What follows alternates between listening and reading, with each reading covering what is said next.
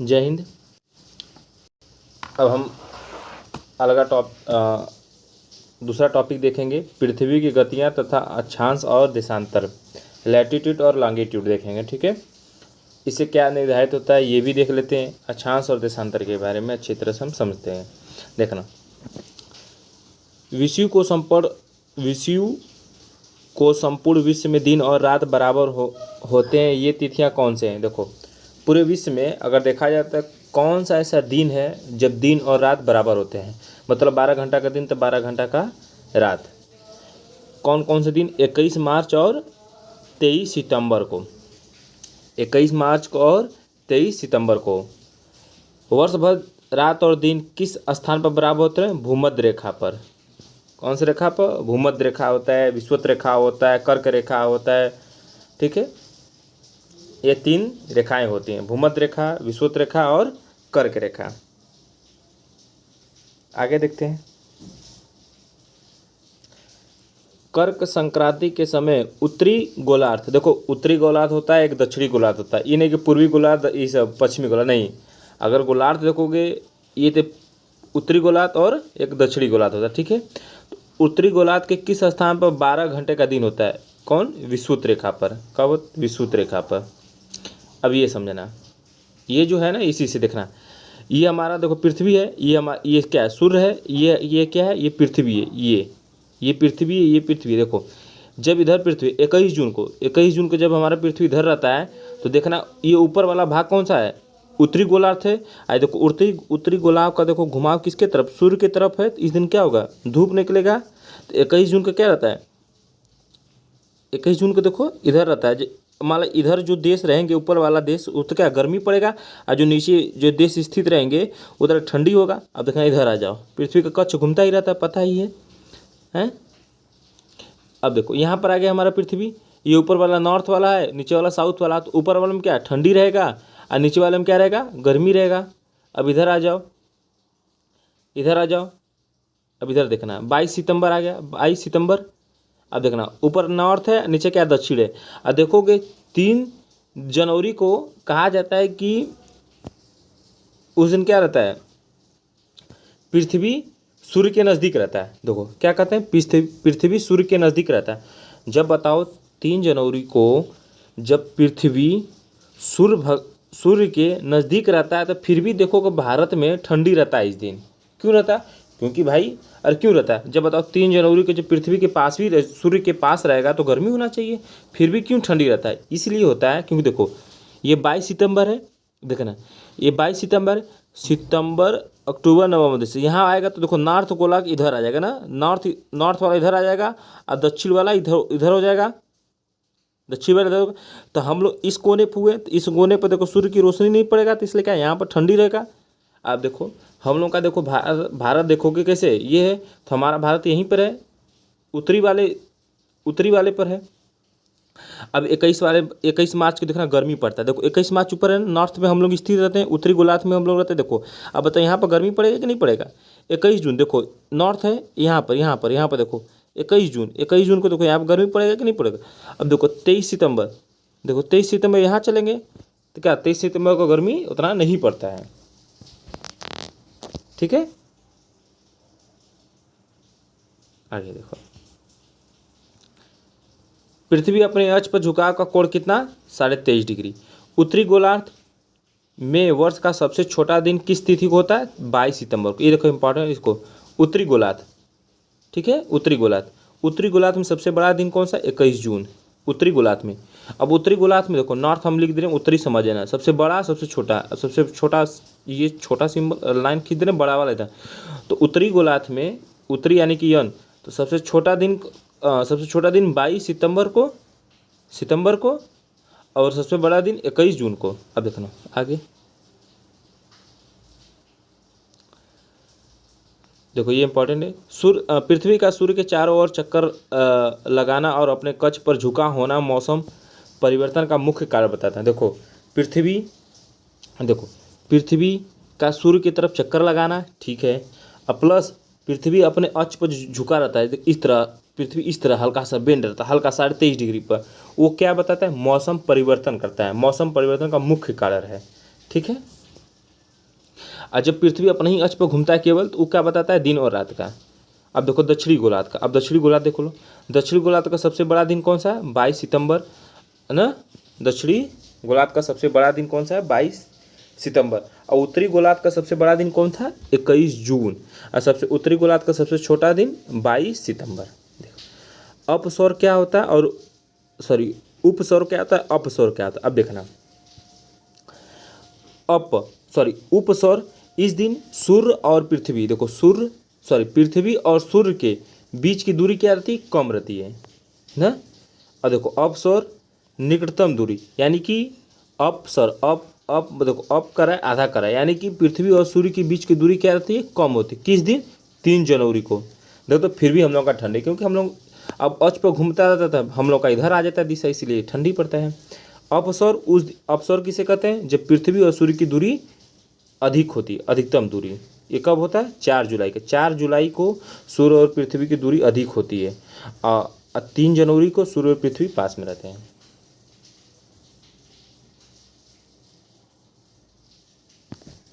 देखो ग्रीष्म अयनांत प्रतिवर्ष किस तिथि का होता है, 21 जून को। आगे दोपहर में आपकी छाया किस तिथि को सबसे छोटी होता है, 21 जून को। वार्षिक तापांतर किस अक्षांश पर न्यूनतम होता है, भूमध्य रेखा पर।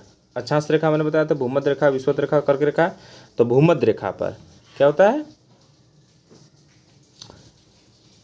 ये वार्षिक तापांतर न्यूनतम होता है। अब देखो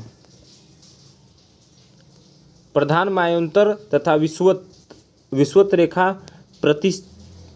प्रतिच्छेदन बिंदु कहाँ अवस्थित है, अटलांटिक महासागर में। कहाँ, अटलांटिक महासागर में।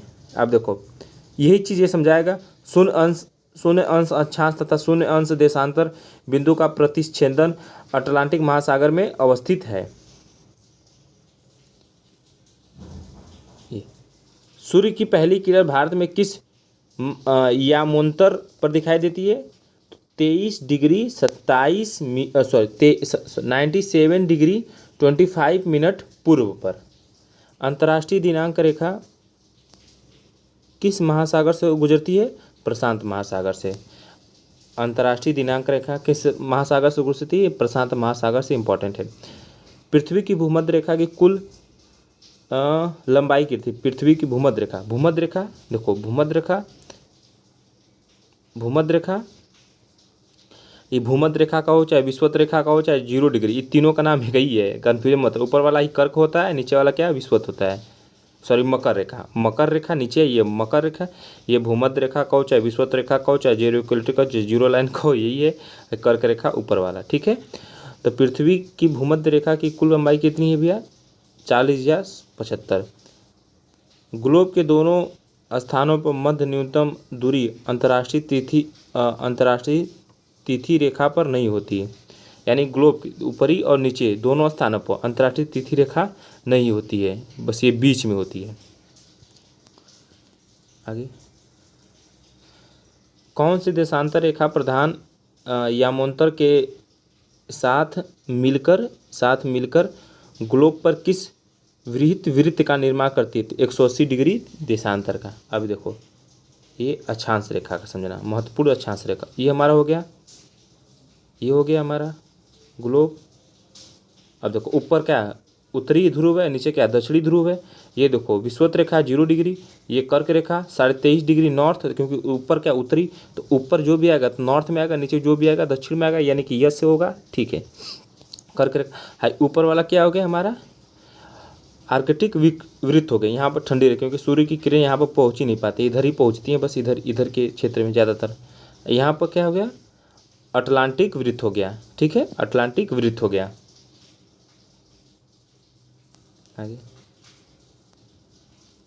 अब देखो हमने बताया था विषुवत रेखा, देखो विषुवत रेखा यानी कि बीच वाले पर स्थित कितने 13 देश हैं, कौन कौन से, Sao Tome, Principe Gabon, Congo गणराज्य, लोकतांत्रिक गणराज्य Congo, Uganda, Kenya, Somalia, Maldives, Indonesia, Kiribati, Ecuador, Colombia और ब्राज़ील।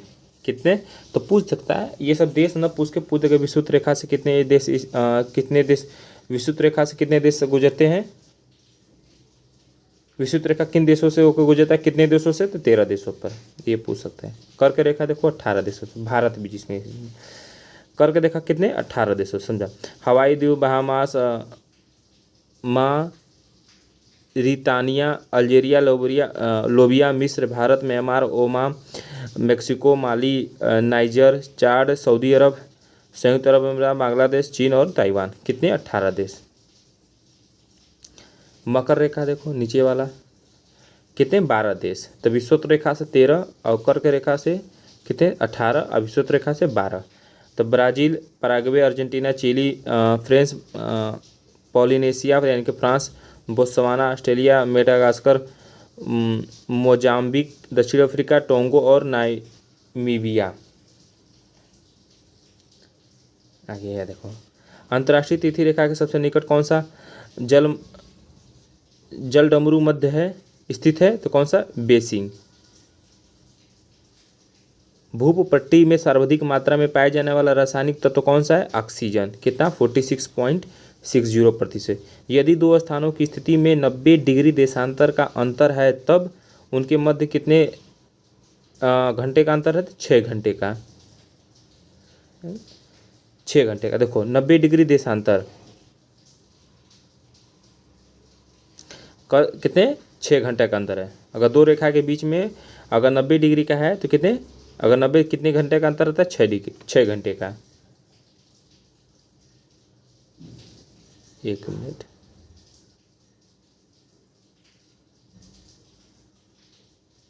ठीक है, ये चीज़ समझ में नहीं है तो मैं बता दे रहा हूँ। एक मिनट, ये देखो देशांतर रेखा, देखो इस तरह देशांतर रेखा था, ऐसे देशांतर रेखा होता है, इसे अक्षांश रेखा ऐसे होता है। और देखो है 90 डिग्री का है, देखना इन दोनों के बीच का। देखो इन दोनों के बीच में अगर यहाँ से यहाँ जाओगे तो समय कितना लगता है? 6 घंटे का। 6 घंटे का समय है। देखो मिस्र की राजधानी का काहिरा का स्थानीय समय ग्रीनविच से 2 घंटा आगे है। अब देखो ग्रीनविच, ये भारत होगा, एक बीच में ग्रीनविच है। तो पूछ रहा मिस्र की राजधानी काहिरा का स्थानीय मानक समय ग्रीनविच से 2 घंटा आगे है, 2 घंटे से आगे है। तो वह किन देशांतर पे सी है? 30 डिग्री पूर्वी देशांतर।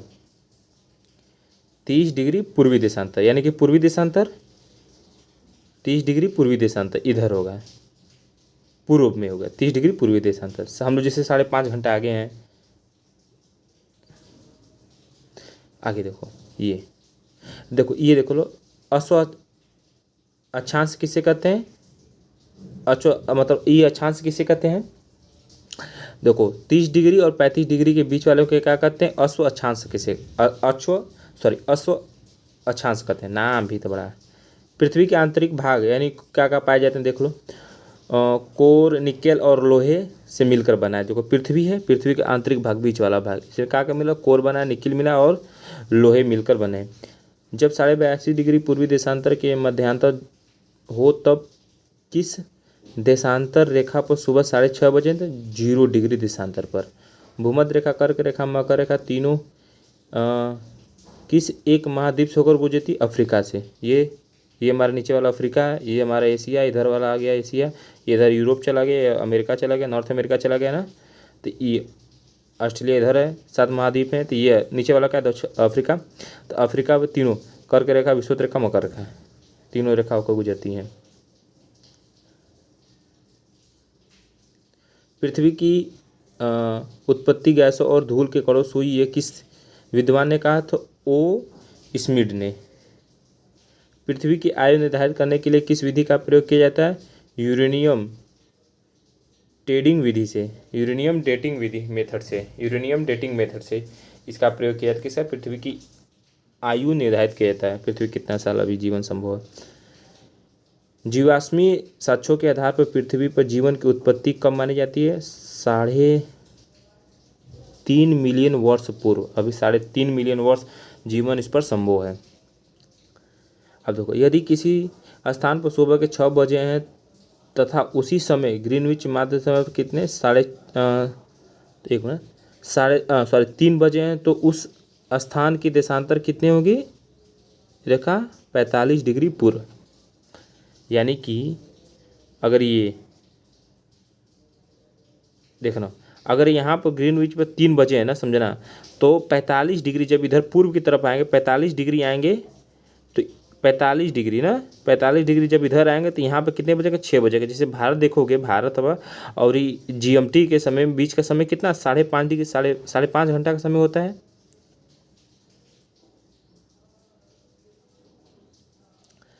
विश्व को कितने समय कटिबंधों में विभाजित किया था? 24 समय कटिबंधों में विभाजित किया गया। अब देखो, ग्लोब पर उत्तरी गोलार्ध में विषुवत वृत्त के 62.5 डिग्री की कोणीय दूरी पर खींचा गया काल्पनिक वृत्त कहलाता क्या? आर्कटिक वृत्त। ऊपर वाला आर्कटिक वृत्त, अंटार्कटिक नीचे वाला होता है। विषुवत रेखा सहित कुल अक्षांश कितने? 181। कितने होते हैं अक्षांश? 181।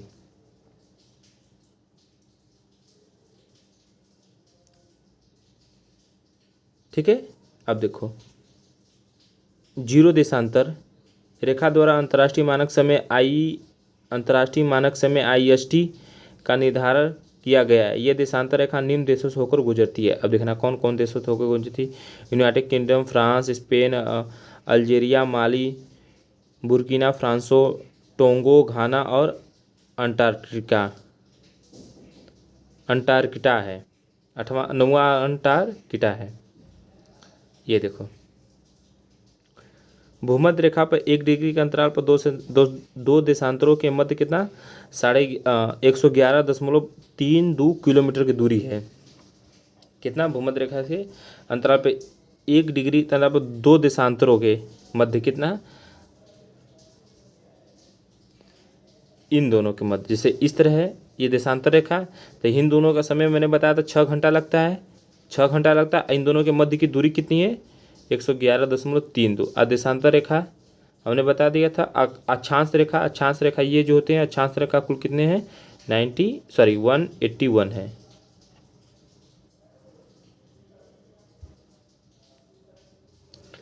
हो गया।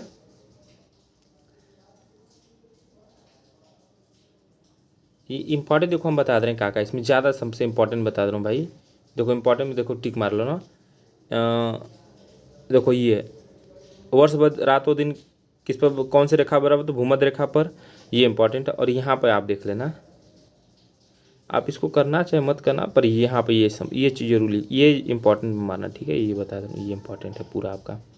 हाँ, उत्तरी गोलार्ध पर सबसे छोटा दिन 22 दिसंबर को, उत्तरी गोलार्ध सबसे बड़ा दिन 21 जून को, और दक्षिणी गोलार्ध पर सबसे बड़ा दिन 22 सितंबर को। देखो 22 सितंबर ये दोनों, यानी कि 22 सितंबर को उत्तरी गोलार्ध में, क्योंकि देखो अगर इधर सबसे बड़ा दिन बनेगा तो इधर तो छोटा ही दिन बनेगा, और जब इधर बड़ा दिन बनेगा तो इधर छोटा दिन बनेगा। अब देखो ना, उपसौर यानी कि पृथ्वी और सूर्य के बीच की दूरी कम होती है। कौन से दिन? 3 जनवरी के दिन। अपसौर ये दिन पृथ्वी और सूर्य की दूरी ज़्यादा होती है। कब? 4 जुलाई को। ये इंपॉर्टेंट है। और तो इधर कुछ नहीं, इधर नहीं, इधर भी नहीं, इधर भी नहीं। ये आप समझ लेना, इससे क्या होता है समझ लेता है। ये विषुवत रेखा, ये कर्क रेखा कितने 23.5 डिग्री नॉर्थ पर, मकर रेखा 23.5 डिग्री दक्षिण पर। ये नीचे वाला का है अंटार्कटिका है। ये बस कृत्रिम है, मतलब से अनुमानित माना गया है कि यहीं तक है। आर्कटिक वृत्त ऊपर वाला, ये उत्तरी ध्रुव है, ये नीचे वाला दक्षिणी ध्रुव है। ये हो गया। इसमें आप देश याद मत करना, वैसे तो पूछता तो नहीं ज़्यादा, पर आप ये विषुवत रेखा 13 देश, हाँ मेन जैसे देश हो, इंडोनेशिया हो गया, ये मालदीव हो गया, केन्या हो गया, ये सब इम्पॉर्टेंट हो गया। कोलंबिया हो गया, ब्राज़ील हो गया, युगांडा जैसे कांगो गणराज्य, ये सब कुछ चीज़ इंपॉर्टेंट है कि पूछता है कि युगांडा पर कौन सा रेखा होगा, तो विषुवत रेखा होकर गुजरता है कि नहीं है, तो हाँ नाम बता सकते हैं। ये ऑप्शन में दे देगा विषुवत रेखा से गुजरने वाले देश, 4 ऑप्शन दे देगा। 3 ठे कर्क रेखा उठा देगा, 1 ठे विषुवत रेखा वाला उठा देगा। आप पता है कर्क रेखा जो भारत में माही नदी है, कर्क रेखा का 2 बार काटती है। देखो भारत से भी होकर गुजरता है। अपने देखो भारत हो गया, इधर अपने बांग्लादेश हो गया, इधर नीचे म्यांमार हो गया, इधर चीन हो गया अपने पड़ोसी। नीचे देखो एकदम ताइवान आ जाता है, ताइवान बगलिया में रहता है हम लोग के, ताइवान। और ये इम्पोर्टेंट है सऊदी अरब, तो पता है सऊदी इसी तरह सीधे जाता है, सऊदी अरब हो गया। अब मिस्र देख लेना, मिस्र हो गया। बस मकर रेखा से देखा, ब्राज़ील देखो पूछेगा, ब्राज़ील हो गया। इसके बाद बस चिली हो गया, पराग्वे हो गया, ये सब ऑस्ट्रेलिया हो गया जो कि पता नीचे ऑस्ट्रेलिया। दक्षिण अफ्रीका देख लेना, दक्षिण अफ्रीका से तीनों रेखा गुजरती हैं, बाकी और कोई इम्पोर्टेंट नहीं है। ठीक है, ये कर लेना। विषुवत रेखा सहित कुल कितने अक्षांश हैं, तो विषुवत रेखा सहित बोला है तो कितने 181। ठीक है, बस